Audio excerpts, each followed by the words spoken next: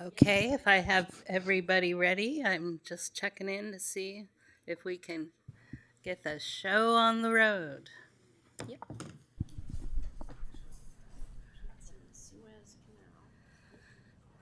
Okay, I'm going to call to order the City Council meeting of March 24th. And City Clerk, can you do the high numerical task tonight of calling for quorum? Councilmember Weinberg, Here. Vice Mayor Lang, Here. Mayor Meadows. Here. We have a quorum. Good. And so I do want to point out to the public that we are a 5-member body. 3 is a quorum. So if one of us has to leave, the meeting is over. So it also means that we all 3 have to agree on everything that we're going to vote on tonight, or we can continue it to another meeting. So I just wanted everyone to be aware of that. We're usually not all scrunched together like this, but tonight we are. So with that, our Vice Mayor is going to lead us in the pledge. Please stand if you're able. I pledge allegiance to the flag of the United States of America and to the republic for which it stands, one nation, under God, indivisible, with liberty and justice for all.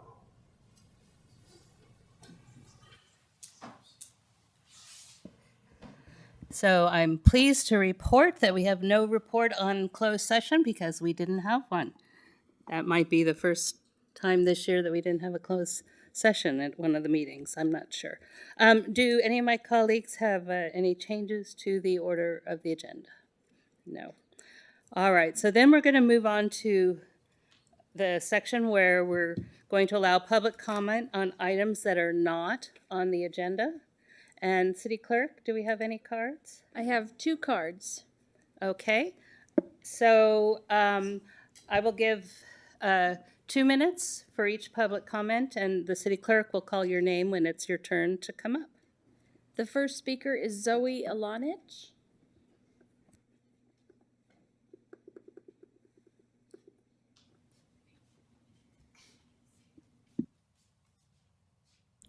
Good evening. Good evening, everyone. My name is Zoe Alonic, and I am a junior at Los Altos High School, and I bike to school every day. The city has the funds to improve the San Antonio bike lanes, but as a student who actually uses it, I can tell you a lot of change needs to be done. I bike because it gives me something a car never can: independence. I don't have to wait on my parents' schedule or sit stuck in the school drop-off line. When I'm on my bike, I'm in charge of my own time. I arrive at school wide awake and ready to learn while my peers are still shaking off the car fog. But right now, biking on San Antonio feels like an obstacle course.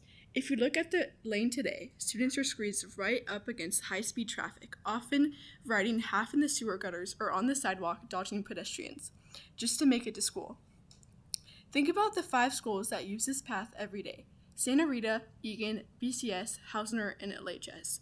We have hundreds of students living in the new housing right on San Antonio who want to bike, but their parents rightfully don't feel it's safe. When the city leaves the lanes in this condition, it sends a clear message that student safety and our climate goals aren't the priority. It is much more convenient, healthy, and empowering to bike than to be driven around. We have the funding, now we need the protected lanes that make choosing the bike a safe, easy reality for all 5 of our schools. Thank you. Thank you very much. Do you have a question? Before you we have go? a question for you. Just a question, it's really a request. Would you please email, if you haven't already, email those comments to the public comments part of council? I'd like to have them. Okay. Thank you.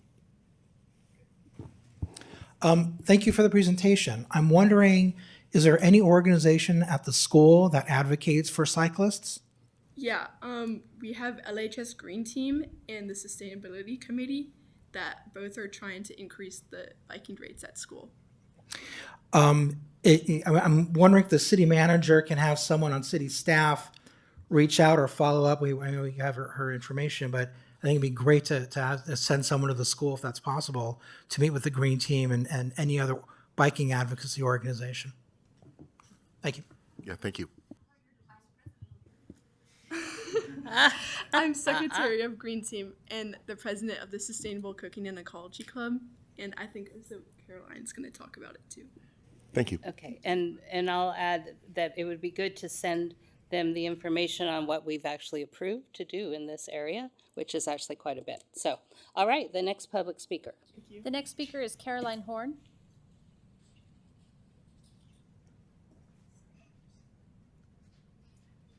Hello, everybody.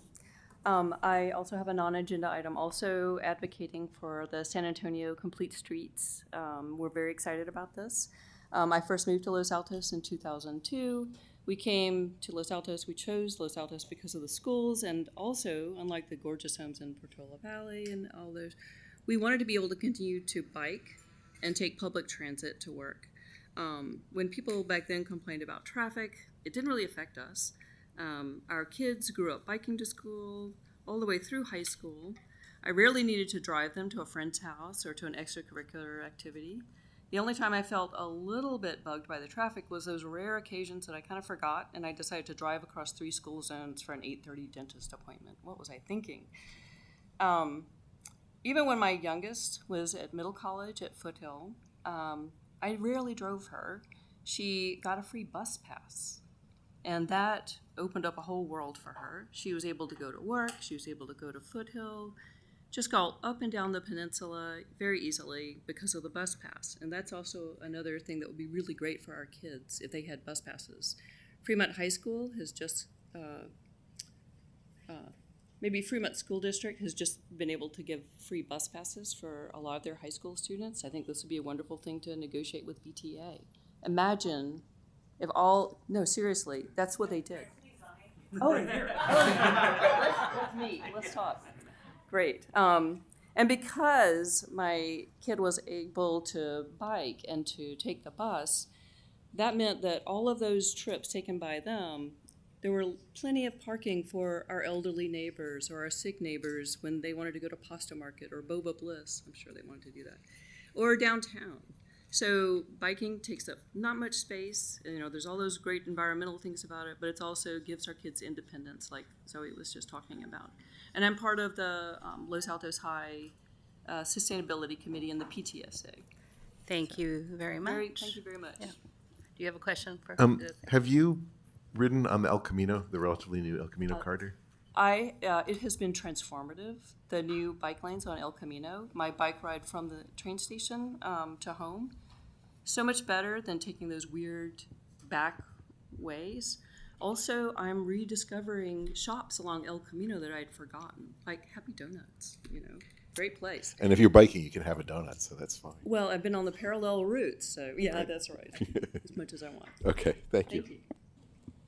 You stole my question, actually. So we need to hear more about that, too. So thank you. We have another speaker card, yes. Yes, the last card I have is Leslie Desire. So my last name, I did not grow up here. Hi, I'm Leslie. I'm the president of the Sustainability Committee at Los Altos High School, and we do a lot to encourage students to continue biking. And we do hear that safety is a primary concern for many parents, especially the students who have to come up or down San Antonio Avenue. Just wanted to give you a perspective. I grew up in Belgium, Netherlands. We bike everywhere. It's not a sport, it's a transportation. And like Zoe said, it gives people independence, but it's good for everything, basically. I just want to give a suggestion. I'm not sure what you've already decided to do. I do like what they did on El Camino, but I feel on San Antonio, In Europe, there are bike and pedestrian both elevated next to each other, just a difference in color. And let's be honest, who walks on San Antonio? Nobody. Who bikes on San Antonio? Lots of students, 5 schools, way more bikers than pedestrians. So in my opinion, we should use some of that currently protected pedestrian path and turn it into a bicycle path and either reduce or share. In Europe, they're able to share with color. We know that it's mostly, during start of school and end of school that there's more bikers, and very few people take a leisurely walk on San Antonio. It's really used for bikers. I forbid my children to bike on the actual bike lane next to the road. They actually bike on the pedestrian path, which of course is not great right now because the pedestrians are not aware that it's maybe possibly a shared lane. So if we could widen it a little bit, there's plenty of space with all the plants. I feel like there's an opportunity there to take more of a European approach where you could, especially on a road where not that many people walked to begin with. There are a lot of concerned parents, and we know the parking at Los Altos has been a problem, so more bikers solves that problem at the same time. Thank you. Can I beat you to it, or do you not have a question this time? Okay, I'm going to phrase this as a question. It's quasi statement, but are you aware that the Silicon Valley Youth Climate Action, the Mountain View Los Altos chapter is very pro biking, and I was able to talk to them, and they want to be active in this space too. So I would suggest We can all get together. Maybe you should consider, or can you consider talking with them and comparing notes? It would be very helpful. We will do that. Thank you. All right, is that all for public comments not on the agenda? All right, great. So we'll close that item and move on to our consent calendar. So do either of my colleagues think that they have anything to pull? Okay, so I'm going to take, or do we have any public comment on the consent calendar? No, okay. I'll bring it back to us. I do want to just make one comment about it's item 5, the adoption of the norms. When I get a motion for the consent calendar, I would like that to reflect that the item 5 will include the minor cleanup amendments as noted in the Q&A, if my colleagues are okay with that. Absolutely. It's not just the minor cleanup. I think staff indicated they were going to renumber after it's approved, assuming it's approved. All right. Well, you're the lawyer, so that's a major cleanup. I just thought it was a minor cleanup, but yes, absolutely. So can I have a motion? Move to approve the consent calendar. I'll second that motion. Councilmember Weinberg, Yes. Vice Mayor Lang, Yes? Mayor Meadows. Yes. Motion carries. All right, so tonight we are fortunate to have our friends from VTA here to give us a presentation. And I think they seem to be unaware that you were here tonight. So it's very serendipitous that you could hear that. And how important some of the changes will be that we can make to our roadways, especially safe routes to school. So with that, if you want to introduce yourself. Oh, and I should say that we're receiving a presentation and providing feedback as to what sort of changes that VTA might be able to help us with here in Los Altos. Well, thank you very much, Mayor. Let me get my slides up. I've joined the Zoom link as instructed. And there we go. There we go, full screen. So thank you very much for having VTA here this evening. My name is Sam Sargent, and I serve as the Director of Strategy and Transformation here at VTA. I'm joined by Scott Haywood, our Chief of Staff, and Manolo Gonzalez-Este, who's our Government Affairs representative whose territory, so to speak, also includes the city of Los Altos. So tonight I want to provide an update for you, and it's really the beginning of a process, and it's really an invitation both to the council and to the public for input into Santa Clara County's portion of the 5-county regional transportation sales tax measure, and what we are terming, for our county's purposes, the draft local investment plan. So real quick, this is probably information that most folks know, but for those who don't, I always think it's really important to start at the 40,000-foot level and just put a little bit more insight into who VTA is, what it is that we do, because frankly, it's a little bit different than your standard transit agency in the state of California. So we provide sustainable, accessible, community-focused transportation options that are innovative, environmentally responsible, and promote the vitality of our region. Yes, we do provide bus and light rail and paratransit service, but we also serve as the congestion management agency for Santa Clara County. So throughout California, there's only 3 agencies that have the dual function of being the transit operator as well as the CMA. It's us, it's Orange County Transportation Authority, and LA Metro. And so it gives us a lot of tools in the mobility toolbox. And hopefully you've seen that over the years between roadway improvements, bike ped, and at our TOD portfolio, as well as transit. And just to give a sense of the scale of what we do in a county of 2 million people with very diverse needs, diverse topographies, geographies, demographics, 134 million miles annually have been ridden on our transit services and about 27.7 million trips. Within the city of Los Altos, as you, I'm sure, know, we have our Route 22 Rapid bus on the edge of the city, Route 522 on Rapid, and then Route 40 and 52, which go into the heart of Los Altos. Through 2016 Measure B and other sources, but these are focused here on Measure B, VTA also, aside from the transit operations here, have funded projects including the Los Altos Bike Pedestrian Education and Encouragement campaign project for about $250,000, and then Los Altos Local Streets and Roads for about $6.4 million by the last check by VTA staff. So getting to the regional measure. So what is it? So you may have heard last year, SB 63, this was the bill that set up these 5 counties in our region, San Francisco, San Mateo, Contra Costa, Alameda, and then through the VTA board, which voted unanimously to join this measure, Santa Clara County, back in August. We have really sort of the first of its kind transit sales tax measure that covers this type of district. It doesn't fit perfectly with the BART district, doesn't fit perfectly with the Caltrain district.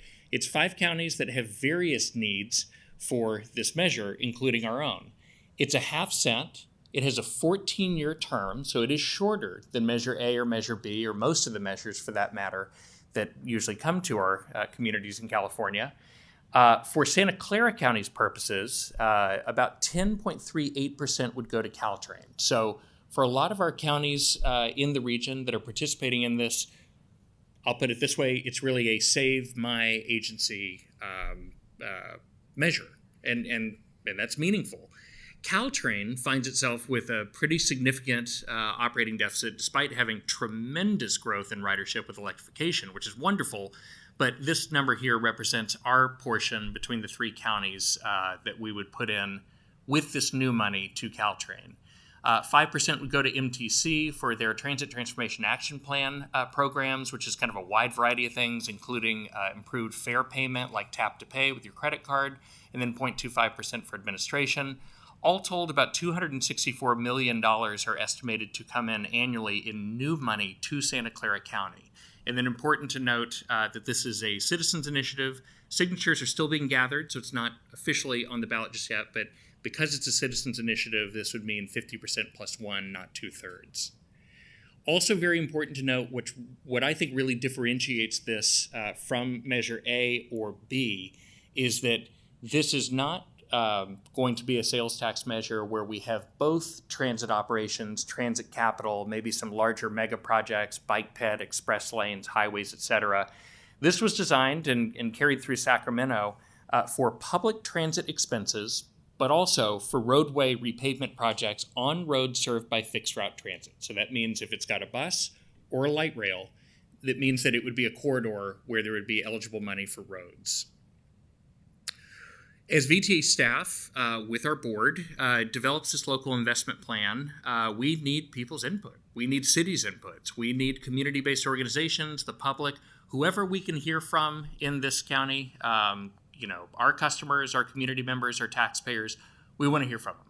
And we had a very good workshop at the board on February 27th, and we framed up the idea that we want to make sure that how we approach the local investment plan is very outcomes oriented. And by outcomes, I mean growing ridership, increasing productivity, i.e. efficiency, enhancing our customer experience, which also includes safety, security, and cleanliness, and doing so in a way that's financially sustainable. We also have focused during that workshop, and we will likely focus on this going forward in the local investment plan, is thinking about investments that are kind of foundational. So how do we leverage our existing expertise and data to drive decision-making to give us the best possible transit network that we can? Reimagine.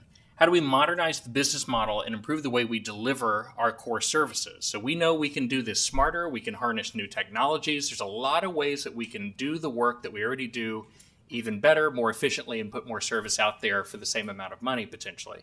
And then transformation. How do we look at new technologies and form strategic partnerships, including with the private sector, to future-proof the VTA transit system? We will always have a need to run light rail and bus through the corridors that make the most sense, but maybe there are other mobility options out there that we should be exploring, and this measure may give us that opportunity. So as we walk through with our cities and our county and the public, we're really just looking for insight. We're not looking for any kind of endorsement, but we want to get people really thinking, really sort of imagining what would they want their transit system to look like. And under the foundational category, just some example ideas of bus corridor improvements. This could be very broad. It could be priority treatments. It could be better bus stops and bus shelters and the like, lighting, public art, station upgrades would fall into that, increasing our transit services so that we can run more frequently, and other transit improvements.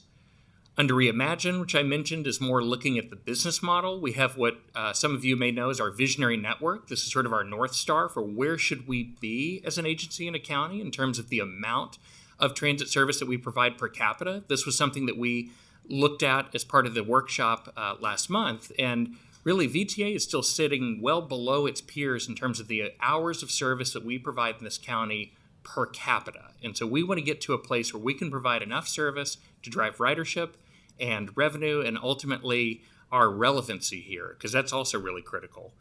Speed improvement. So how can we get more transit signal priority where it makes sense in partnership with our cities and the county? Fare programs, as was mentioned by one of the speakers, for seniors and students. We want to have a much broader program for that, one that's a lot more uniform as opposed to the very important and very great partnerships that we have on a almost individualized basis with high schools and school districts, and then safety and security enhancements. And then, as I mentioned, transformation. This is looking one step beyond, but still within the 14-year time horizon, still in a way that's financially sustainable, at what are some innovative customer experience improvements that we can make? What are things that will really make the transit system pop so that it's not just the bus or the light rail, it's still that, but it's something different. It feels different. You've probably seen it if you've gone to different corners of the United States or the world. Advanced vehicle technologies. We are in the early stages of re-procuring our light rail fleet, which I think will be a real game changer, both on board and off board. And then station redevelopments. We have a very successful transit-oriented development program on properties that we own in partnership with the private sector. And how can we get more out of that to drive more revenue and more ridership? And then at the end of the day, this is just meant to be sort of a mock-up. It's not meant to be anything that's set in stone, but you could imagine that as we get towards the end of this process and ultimately bring a draft local investment plan to our board in June, that we would have these projects in certain categories: foundation, reimagine, transform, focus them on those important outcomes, show a percentage of revenue like you've seen in previous sales tax measures like Measure B. And what are the KPIs? You can't manage what you can't manage what you can't measure, and we want to make sure that we do that. But this is really going to be the start again of a process. It's an invitation for input. We are working, as I said, with cities, counties, and the community. April 17th, we'll have a second workshop with our board called the Future Transportation Workshop, where we'll talk about both the local investment plan, but also hear from some national and international, frankly, experts on some of these advanced customer experience and vehicle technologies that we might want to be looking into in the future. And then we will continue refining the plan, and then ultimately on June 4th, we would ask our board for action. One thing that I'll note before I close is that The ballot language that will ultimately be put out, most likely on the November ballot, it's going to be uniform across the 5 counties. And so what you would see is going to look different than, say, Measure B or Measure A, where you would see that list of percentages and projects and the like. And so while we don't want to change course too many times, do know that this will ultimately be a living document. We want it to be something that for this county makes this money make the most sense. And with that, we've got a QR code that we'll be putting out there in each of our engagements, as well as investment.plan@vta.org. And this week we'll have our landing page for this effort live, and I'd be happy to share that with the city manager or with the council, just to make sure that we can continue getting the word out. And so with that, invite any questions. Thank you. So, colleagues, I was thinking, since we might have rather free-form questions and discussion, that I would just first open it to public comment, and then we could ask, unless you want to do questions first. Would you mind if I just gave a little more context? Yes, before why we don't you get to do, public that would comment? be helpful, and then we'll do public comment. Okay, Since you represent us on the board. Yes, and thank you for allowing me to do that, Mayor. Thank you very much for the presentation. As always, staff does a fantastic job advising the board and giving presentations, and you're continuing to do that here. So thank you very much. For those of you who don't know, I have the honor of representing the North County cities on the VTA Board of Directors. The North County cities includes Los Altos Hills, Mountain View, and Palo Alto. I do want to disclose right at the outset that I voted for the VTA to join the coalition, as it were, that eventually became SB 63. That's not a position. The council itself has not taken a position on the measure at all. But on behalf of the North County cities, I did vote in favor of joining that coalition, and that vote was ultimately unanimous. Couple of things that I do want to point out for the record and to the community and those that are here today. One of the ways that the staff was able to get the board membership to be on board with this question was, where is the money going to go? There are other transit agencies that are involved in this coalition that are in far worse financial shape than the VTA. And that's not to say that everything at the VTA is rosy. We are projecting deficits in the future. There are some real problems. But there are other agencies, Caltrain, BART, and Muni in particular, have some real serious problems. AC Transit is not far behind them. And there is an importance in public transit agencies working together, because if any regional transit agency slips and falters, it's going to hurt all of us.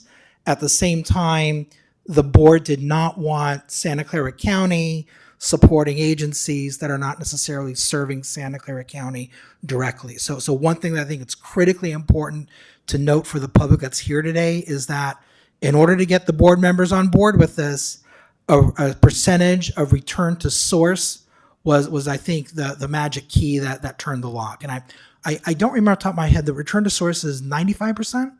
Yes, 94.75. So 94.75. I mean, we're laughing about it, but believe me, these numbers, these were a big deal, and you're talking about, hundreds of millions of dollars. So those quarter percentage points matter. But ultimately, what I think convinced the board is that almost 95% of the money that is raised from this measure, should it pass, will come back to Santa Clara County. The other thing that I think it's important to note is that this upcoming measure, if it passes, is not seen as an ongoing source of funds. So the money is not to be used for operational expenses, but really it's there to help the transit agencies get the financial bootstrap that they need to reorient themselves for the needs of our local community, but the wider Bay Area community as a whole, so that we're able to have a healthy and useful transit system that's supporting the needs of the community. And I think that's the clarification I wanted to give. Thank you. I appreciate that. So, how many public comment? We have one speaker card. Okay. And who is that for? We'll do 2 minutes. Well, actually, let's do 3 because this is on agenda. The speaker is Stephanie Singer.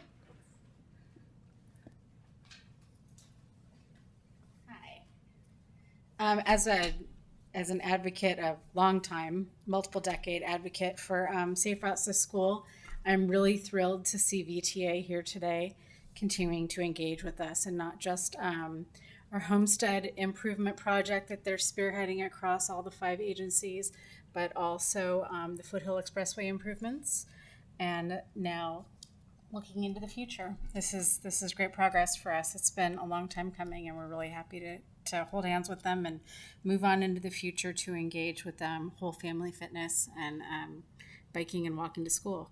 The 2 issues that I want to bring up are that we have continually asked for bi-directional north-south crosswalks across Foothill Expressway at Vineyard, Arboretum, and St. Joseph. They are the only 3 places on the Foothill Expressway path that the VTA manages for this project that do not have bi-directional crosswalks. The reason why this is so important is that in the morning, the Grant Park Elementary neighborhood students, this is elementary age students, are moving southbound across Foothill Expressway at the same time as the Highlands and Woodland Acres middle school and high school age students are traveling in the northbound direction. So we need to eliminate the bi-directional walk to school travel conflicts when you've got young children trying to get across the expressway and older children trying to go in the opposite direction. It can get pretty hairy. We want to foster biking and walking and eliminate vehicular traffic as much as we can to meet our area's environmental goals. And the way to do that is to make everybody, including the young children, safe and comfortable traveling. The other thing is for along the stretch of Foothill, we would like a protected Class 1 bike lane, because that form of bike lane, physically separated, is the only way to foster family activities in order to foster our young people from these 3 neighborhoods, the Highlands, the Woodland Acres, and the Grant Park neighborhoods. This is how our young people and our old people, all ages, access downtown, our community center, our senior center, and most importantly for independence, as noted by the high schooler who was happy to speak earlier, the teen center. All of those things are at the opposite end of the city of Los Altos, and we do not have any VTA bus routes that go in that direction. We would love for our teens to be able to access the library and some of the amenities that are downtown that our city tax dollars pay for. Thank you. Thank you very much. The question, I didn't write fast enough. You said the 3 intersections with Foothill were Vineyard, Arboretum, and St. Joseph. St. Joseph. Yeah. Yes, of it's course. the St. Joseph Grant Yes. Road. Yeah. Okay. Mayor, may I ask a question? Yes. I'd just like to, I'd like to ask the speaker, invite the speaker, could you please contact me? We can't do it right now because of the meeting. Some of the things that you said about the needs of cyclists on Foothill are the opposite of what was expressed at a meeting yesterday dealing with that very issue. So I'd love to connect with you and talk to you about it more. Thank you. Do we have any other public comment? Okay, so come on, there you go. Here I am. Anticipated that. And questions and discussions all at the same time. Do you want to continue? Yeah. Okay. Okay, thank you. So let me start by saying that the VTA is not at the forefront of the mind of a lot of people in Los Altos because we often don't see it very much. And I don't have a lot of conversations about the VTA with local members of our community because of that, but I do have some. And there's an alarming number of people that I hear say, we pay all this money that goes to the VTA and it doesn't help us at all. We have hardly any bus service. They're not doing anything about traffic congestion. Yeah, I'm glad that we have the express lanes on the 101, and I go to Southern California once in a while, so improving the interchange with the 25 is fine, but I don't want to keep getting taxed to pay for an agency that doesn't care about my community. So if there's a way for the VTA to be visible about the contributions that it's making to Los Altos and Los Altos Hills in particular, and to a lesser extent probably Mountain View and Palo Alto, because the VTA does have a more prevalent presence in those cities, simply because of the need of buses and light rail and Caltrain. But that when this goes out to the electorate, I can see some people in Los Altos being a little annoyed that they're being asked to pay money for a service that they really don't see as serving them. But more so than that, just people not caring. And people not caring, I think it's a lot easier for them to be convinced no, as opposed to being convinced yes. Again, I want to be clear, the city council is not taking a position on it. It's not even on a future agenda item to talk about it. But I know that's one of the reasons that you're going out to the community. More specifically, I can tell you that I believe that the single most important project the VTA is working on that affects this particular city is the Homestead Corridor. And I know you all knew I was going to say that. There's no surprise here. I know that I'm the pain in the rear on the board because I'm always bringing it up. But the interchange, I think some of you, if not all of you, have seen the interchange between Foothill and Homestead going down to Homestead High School. It's the CEO described it as spaghetti. She's right. It's just it's not a good interchange, and by not being good, I mean it's not safe. There's cyclists, there's kids going to school. There are parents who will not let their kids bike to school because it simply isn't safe. And I understand all the reasons that it's hard to get to a shovel in the ground. And I know that the VTA is working very hard because I'm always asking Carolyn about it, and I do appreciate it. But I really believe if you're able to get that over the finish line and get a sign up there that says your VTA dollars serving you, that's going to go a long way to getting what you want. Specifically, I think also the Foothill Corridor project is very important to the city.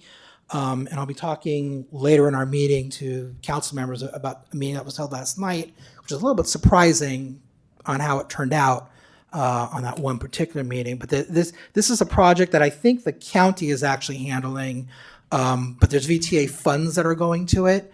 And the big issue of what was going to happen was, are we going to get enough funds to do it? So to the extent that there are funds that can come from this project that could help assist with improvements on Foothill, that would also be very important and mean a lot to the community. Before I go more broadly, there's one other thing that I would love for the VTA to be able to do. A couple of years ago, ex officio member Bert, who he was not ex officio at the time, he had the position that I have right now. He had what I thought was a great idea of a bus line that went from Palo Alto, I don't know, maybe starting around Midtown or so, coming up San Antonio, past all the development at San Antonio Square, which is where San Antonio and El Camino Real meet, and then coming up San Antonio, maybe into downtown if that's possible. And I don't want to cause more problems for city staff. But if there was a bus that didn't just bypass downtown, but maybe went into downtown, I think that would help our community in a lot of ways. It would make it more appealing for employees who work downtown to take the bus, as opposed to being left on the edge. And we have a lot of development that is coming to downtown, so there's going to be more people living there, I think, who would like to be able to use that bus. And then maybe have the bus go ahead and continue on up to Foothill, the community college. The VTA did look at it. There was a study. The study kind of reads like, well, a board member forced us to do this and we don't really want to do it. It's not going to work, but here's our study. Again, I get it. There's lots of board members who would like more bus services in their communities, But if there was a way to take another look at it, maybe from a different perspective, I think that that would mean a lot to Los Altos. Bigger picture. The way that projects are scored at the VTA, there is a bias toward communities of need. And there should be a bias toward communities of need, because those are the communities that are taking public transportation for necessity, not by choice. And we're trying to get the riders by choice too, but you can't go after the riders by choice unless you know that you're serving the riders of need. Nevertheless, I think that there is space for geographic equity. If you look at a map of where bus services, the West County is really not served the way that the East County is. Palo Alto and Mountain View are somewhat of an exception to that, but you look into West San Jose, you look into Saratoga, Campbell, Los Altos Hills, there's not a lot of bus service. And part of that is a chicken and the egg, right? I mean, are there riders who are willing to ride it? And if there aren't, then you can't justify having lines there when there are other communities where you know there will be riders. But is it possible that people aren't taking the bus because there's no bus for them to take? Some way of addressing that, I think, would really be appreciated. And on the same token, one of the coolest things that the VTA does is the transit-oriented developments. I mean, building housing is so cool, and we're doing it. I say, wait, but I'm wearing a different hat today. I'm not on the board. I'm on the council. The way that you do it to make it so that there's a synergy with public transportation is awesome. I invite you tonight, tomorrow, whenever, take a look at a map of where all the TOD development is. There's very, very little coming into the West County area. I have addressed this with the CEO before, and she's pointed out to me that a lot of that has to do with where the land that the VTA controls is located, and that's totally understandable.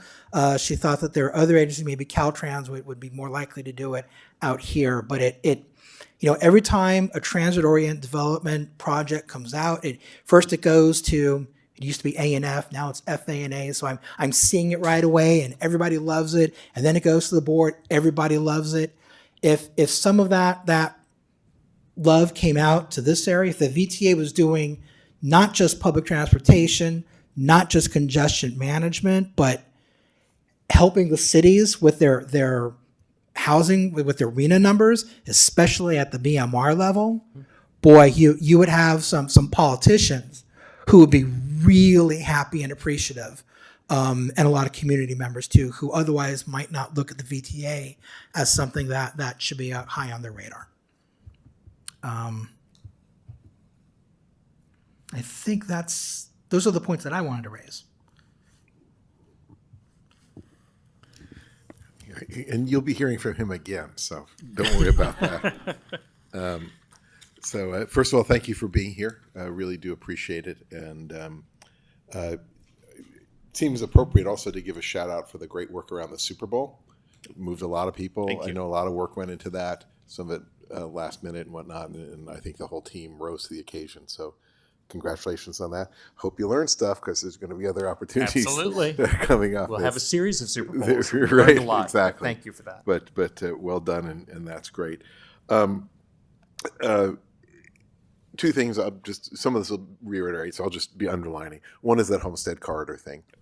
And what I point out is that one of the things that makes it hard is it's a jurisdictional challenge, right? And cities, county, and you know the deal.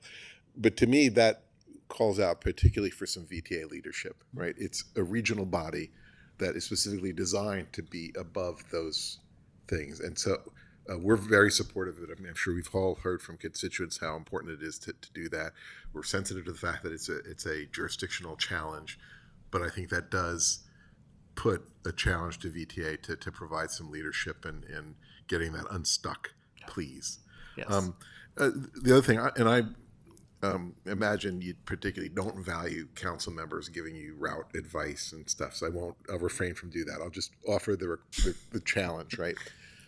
Something what he was talking about. Here's what I'd say is that the place where I think the biggest demand we have for public transport would be a downtown area here, particularly because we have a number of people who are members of our community but are not residents, right? They are working here, and it would be great to serve those members of our community in such a way that, they can, I'm very conscious that a lot of the people who work here, that stock our shelves, that clean things for us, do these important things in our community, drive past a lot of other places to get here, right? And if they have a problem with a car or whatever, just a challenge. So I'm very sensitive to that community, part of our community being there. We don't have a great connection between our downtown and the transit system, right?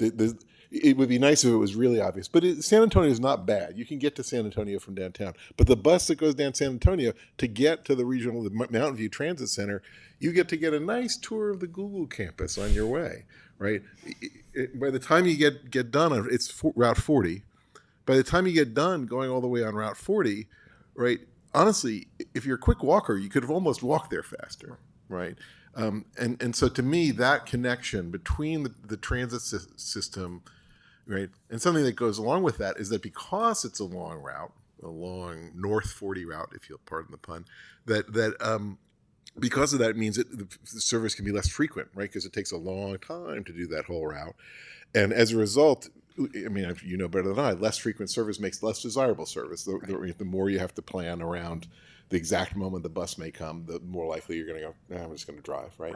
So it could also be Palo Alto. Perhaps that's an answer. Just my point being that it's not well connected to the rest of it. And doing a better job connecting that in particular with the rest of the system, I think, might overcome some of the concerns that I also hear from residents of, like, I guess we need it, but it doesn't have much to do with us. And that's sort of a shame when people feel that way.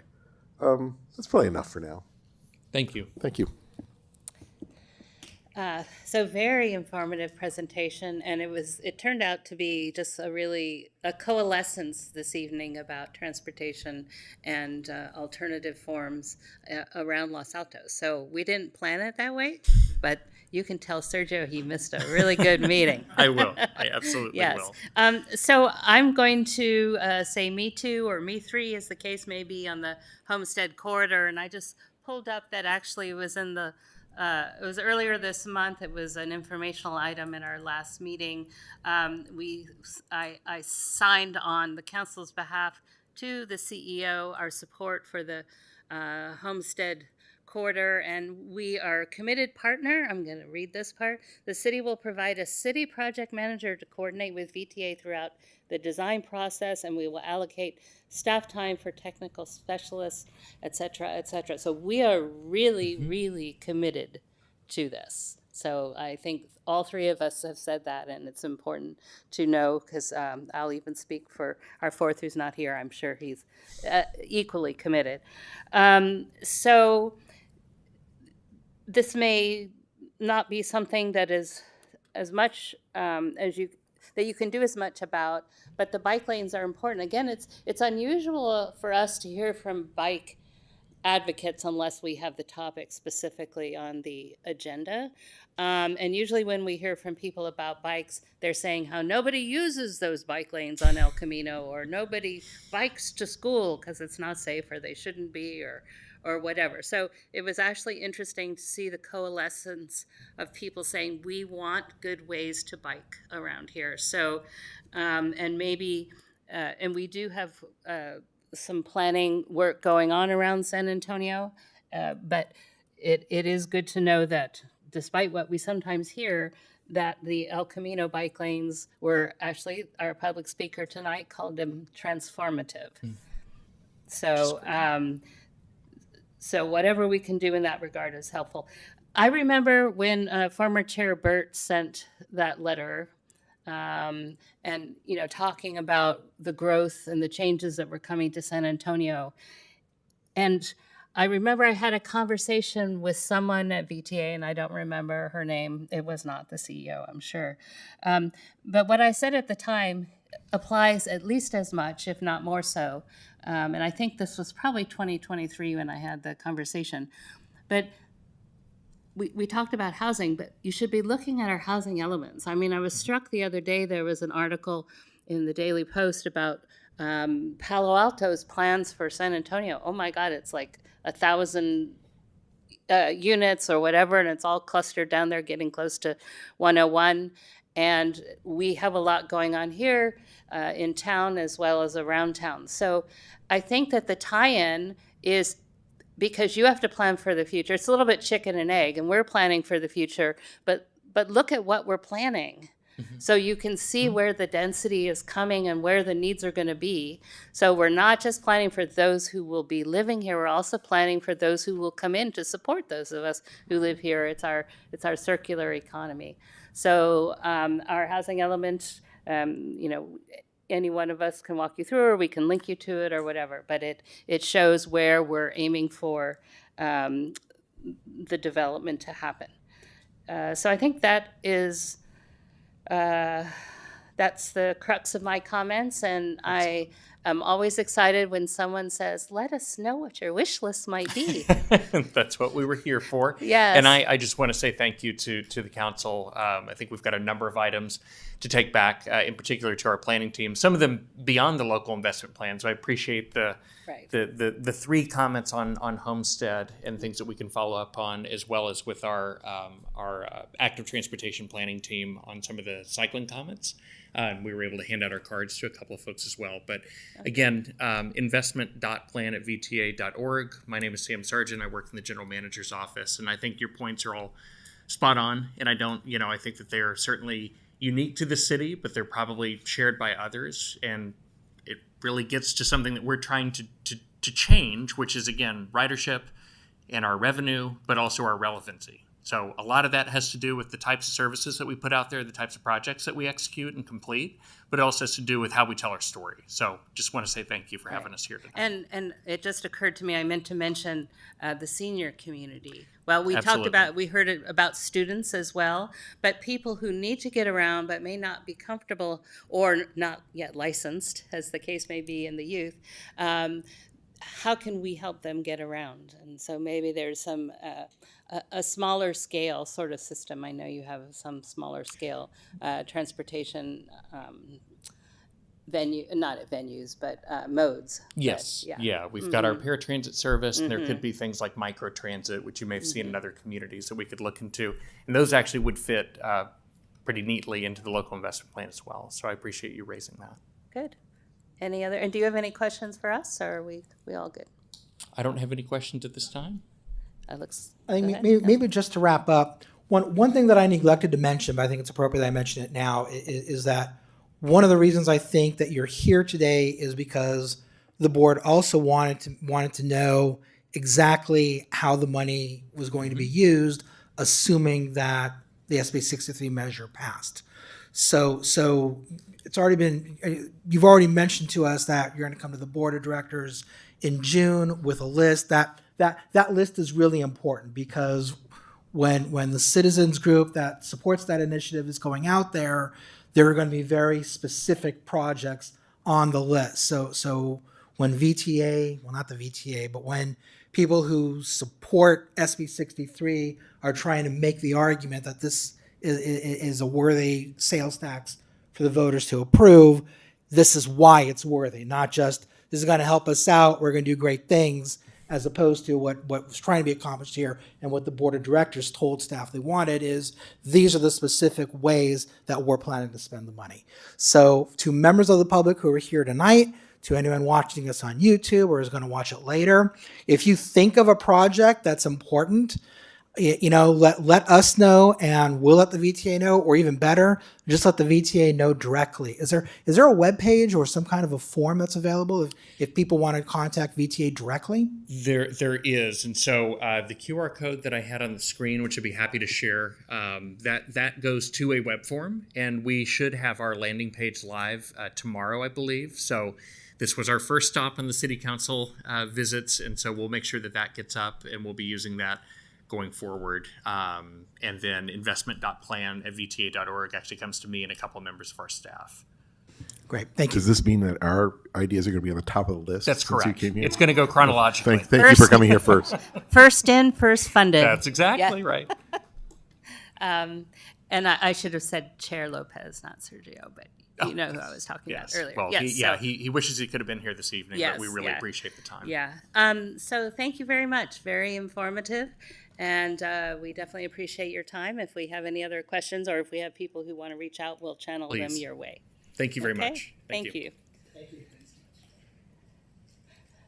Okay, so moving on, as per usual, we're not going to discuss the informational items, but 10 and 11 are included in the packet.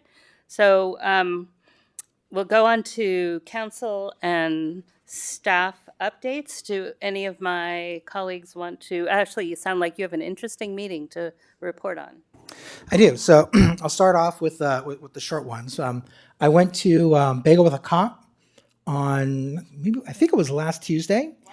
Bagels with a Cop, is that what it's called? They were at Posh Bagels, and there were a dozen cops there, and they had bagels. And There you was could a get dog, coffee wasn't too. there? Wasn't there a dog? I saw Yes, it. Yes. Okay. Brock. Not Brock. Boyd was there. No, definitely not Brock. It was neat, and the only thing is that the Captain Krause and her team kind of hoped that there would be more people. I got there right as it started. She kind of hoped that there'd be more people. It strikes me that if there's more the city can do to advertise those types of things, that'd be great. I actually only found out about it because I was looking at the city's calendar, which I'm kind of want to do. But if you let council members know, we could push it out to our networks. I would love for more people to come and say hi to our police officers, pet the dog, and for it just to be visible for them, because they're trying to be integrated into the community. So let's work as hard as we can to try to promote that.